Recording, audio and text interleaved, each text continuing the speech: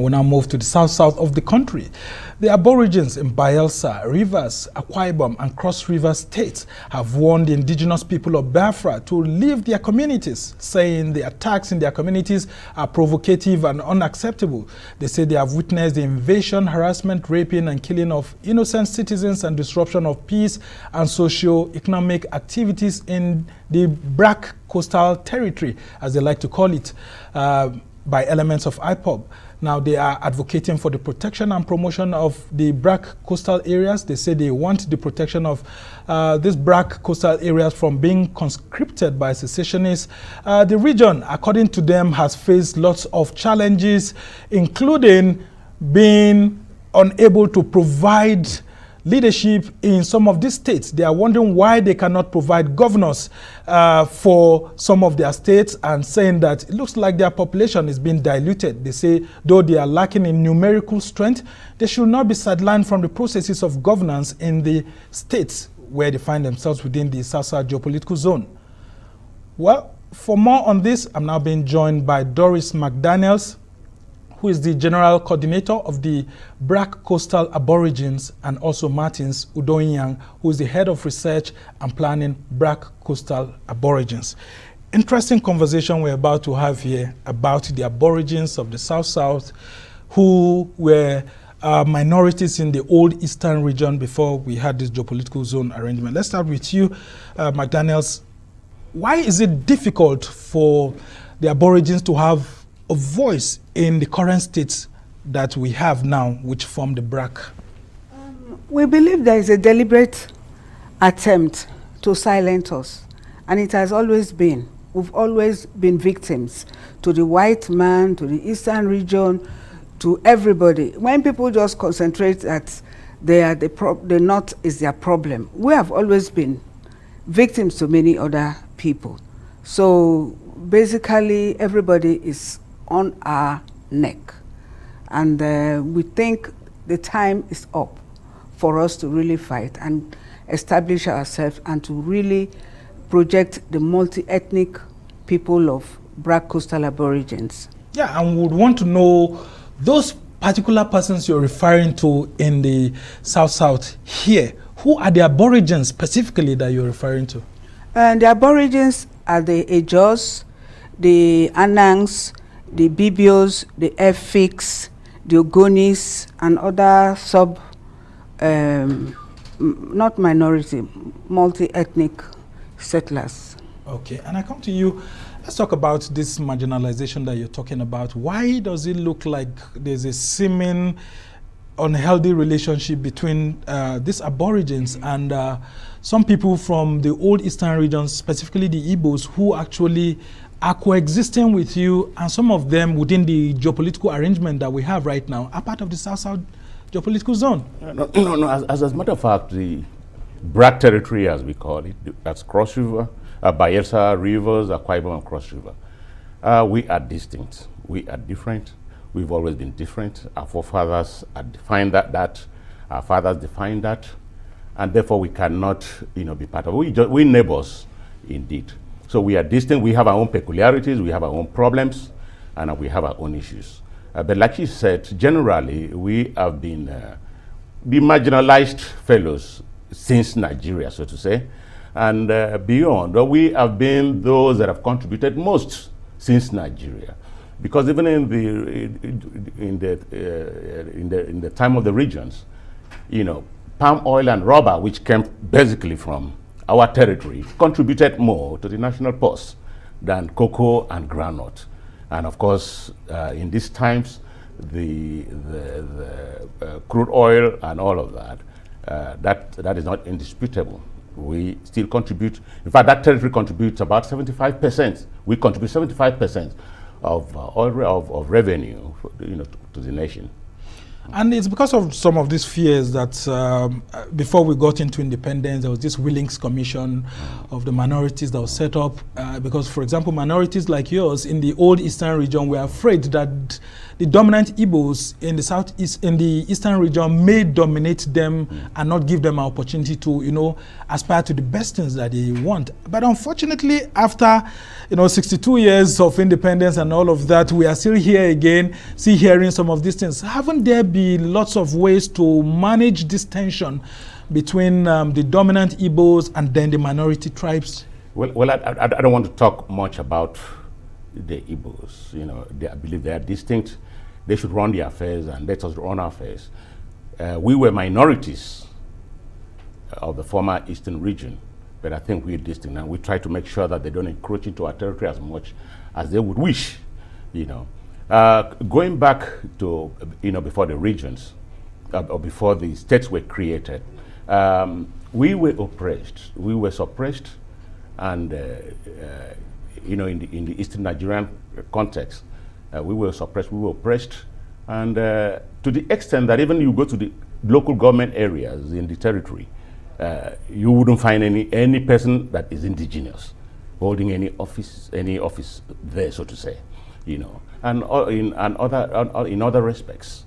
So basically, we have been psychologically so traumatized, so marginalized, so oppressed, and I am thinking that, or we are thinking that, the Nigeria project should pay attention to the BRAC territory, not only because we are the goose that lay the golden egg. We've always been, but by the reason of the fact that there has been so much injustice, and we believe in BRAC, as a matter of fact, that Nigeria cannot make progress if they don't solve these challenges that are bestowed upon us. Okay, I'll come back to you, McDaniels. What exactly are the specific challenges you're facing? Because we've seen someone from the Niger Delta, Goodluck Jonathan, who is a minority, in fact, a minority of minorities in his own home state of Bayelsa, imagine president of Nigeria. What sort of deprivation are you having? Because I also read that you said that you are not able to produce governors in some of the states. I mean, if you look at Cross River State, their ethnicities, basically this group of persons that you've talked about. The same thing, the Anangs, the BBOs and all of that, and Akwa Ibom and all of that. So who are those that are being marginalized from becoming governors in some of these states? In River State, the riverines have never produced a governor since the creation of the new River State. We're talking about 24 years ago. And it's very unfair. And it's a deliberate attempt. And they have an agenda. And I don't want to say much. Some have some security risks to touch on. But the truth is that you can't be on people. We've always lived together, and suddenly from 1999, yes. Since then, it has been one community. The uplanders have been ruling us up to date. That's the Ikwere people. The Ikweres, which is, and you see a situation where somebody will claim to be a governor, a minister, everything. Suddenly, the person is no longer from the state. I mean, we are not fools. So whose interests is anybody fighting for? Is it our interest or some other interest that we don't know, want to know? Yeah, let's still remain in that River State. I mean, we've seen here some wiki having some challenges with, managing the issues of secession, IPOB and all of that. Even when Rotimi Amechi was governor, we had all of that. But what exactly is the tension when it comes to this issue of riverine people not being allowed? Is it that they are not being allowed, or they are not win other parts of River State enough to be able to give in the opportunity to no, produce not governors? that. Not that. If you know, River State, we have a peculiar way of. They have their peculiar way of contesting elections. It's not the norm, and it's just you don't spill everything outside. But it's just that it's a this is a platform for you to actually see some of the problems. I mean, yes, like the Ogonis, we've been seeing the Ogonis saying that they must produce governor and all of that. She has actually delved into the micro politics thing. But for BRAC, For BRAC, it's okay, but for BRAC, every inch of the BRAC territory as symbolized by Bayelsa rivers, Akwa Ibom and Cross River is where our interest is.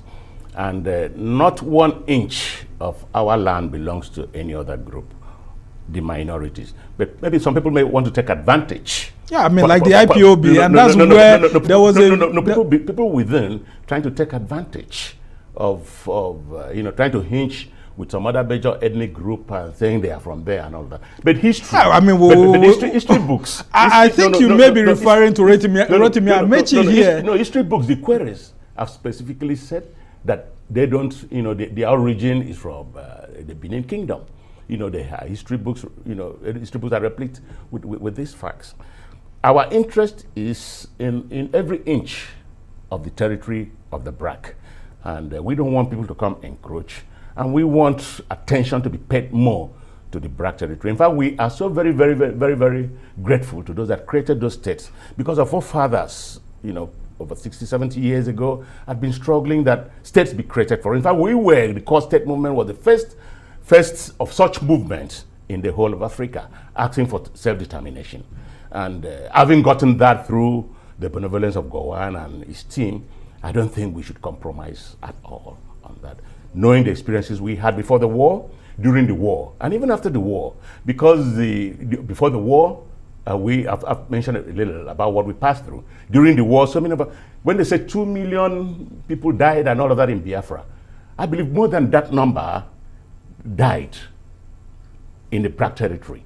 The story of the BRAC territory, our narrative, has never come fully reported. Years on the forefront. That's what we are trying to engender. We want to, engender unity and ensure that our story is told. We suffered so much. Just before we go ahead, I'm wondering why Delta State is not a member of this BRAC, because you are not mentioning Delta. I mean, let's hear from you. Why is Delta not part of the BRAC states? Delta was under Midwestern region. We were in Eastern region.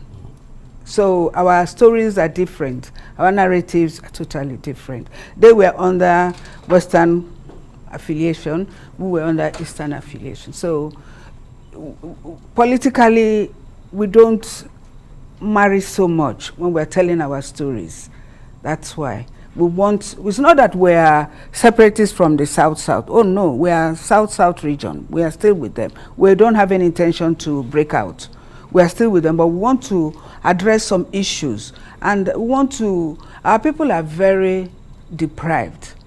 Education, our children are out of schools. Yeah, but you've been producing governors among yourselves within all these areas. Some of these are you saying that Nigeria is not doing enough? Like you just heard of some governors that were our governors, but now claiming to come from different ethnic group. Yeah, so maybe such people never had our true interest at heart. When you hear people say that Rotimi Amechi, for example, is presenting himself more as someone who would come from the Southeast, who should be accepted by the Southeast because he has some Igbo blood with him, is that part of the problem? Yes, that's part of the problem. Because people come, they take advantage of us. They come, you think we're very hospitable. At times people talk about few things about Jonathan. Oh, Jonathan didn't do this, but that's the Ijaw spirit. We entertain visitors more than ourselves. So that was what Jonathan did. He didn't err. He was just being his There was a time when Jonathan was being referred to as Azikiwe, as having come from the Southeast, is the son of the Southeast and all of that. When in those days, our fathers never limited names to just their indigenous tribes. Many people have different names. I have some families I know that have Yoruba names all through. Their father was in Ibadan, so most of his children had Bode, Dele, and all that. I think that also nationalistic in outlook. Yes, in outlook. Okay, so something I want to add. 20 somebody is claiming he is Igbo and is representing the BRAC territory. If he ends up being president, whose interest will it be representing, the BRAC or the Igbos? Yeah, but you must have read from the Ohanes and Igbo who are saying that they are stretching out their net to even Igbos who are of South-South origin, so as to present someone that is well accepted. What will you say to such a proposition, as long as the person has Igbo blood, but is from the South-South or at the end of the day, will Nigeria now say that South-South or the BRAC territory had produced the president, or the Igbo or Southeast had produced a president? Those are the kinds of things that we need to, because if an Igbo man has become a president, it means that the benefits and the opportunities that could be for our territory will now be enjoyed by everybody, so to say, from the Southeast and of course South-South, maybe in quotes. So we are trying to promote national unity here. Should we still be hearing all of this, I come from here, or this is our group or region at this point in time? What exactly is the thing that will make you, that will assuage your feelings as we try to build a nation? That's very, very typical. I mean, it's reality. We can't pretend. The only thing that we should be able to live harmoniously, stop hatred, love each other. So what would politicians or public office holders do to make the BRAC territories happy? What should be done by both the Nigerian government and governors in those states to create more opportunities for you? Yeah, well, they can do a lot of things. Not a situation where when we have certain positions, like what we have attainable in rivers, in BRAC territories, are not attainable in other states. I don't think you can go to area, you can go to Ibadan and have a stall and be comfortable there with it. No, you can't. But people are taking us so much for granted. They come, they are so comfortable, but that is not applicable in other places. So yeah, and we've seen you especially issuing statements and during the IPOB crisis saying that, look, you're not part of the secession, calls here and there. Just tell us a little bit about that before we end the show. Yeah, we did that because we didn't want the repeat of the Civil War. The Civil War where, despite the fact that we never agreed to be part of the war, we became collateral damage to the whole exercise. And we wanted a situation where we want to stand firm to establish the fact that we are not IPOB. Because I don't know why the governors of some of the states that they claimed the IPOB was the headquarters, like Port Harcourt headquarters, the Rivers government never cautioned on that, because IPOB had Enugu, Onitsha, Umuahia, everywhere, but they chose Port Harcourt to be the headquarters. So we had to really stand firm on that, and we declared ourselves not to be part of the IPOB movement. Okay. And indeed, it's always an ongoing conversation, because late General Philip Effiong almost had this, crisis when he was the deputy in command to Ojukwu, where, there was this feeling of marginalization, even though he was his deputy up until he surrendered to Nigeria. Well, we'll all keep counting on you to do the best to maintain the peace in that part of the country, while the government also looks into some of your demands. And we just hope you get the governors that you're looking out for. We must thank you so much, Doris McDaniels, who's the general coordinator of the BRAC Coastal Aborigines, and Martyns Udoinyang, who's the head of research and planning, BRAC Coastal Aborigines. Thank you for being on the show.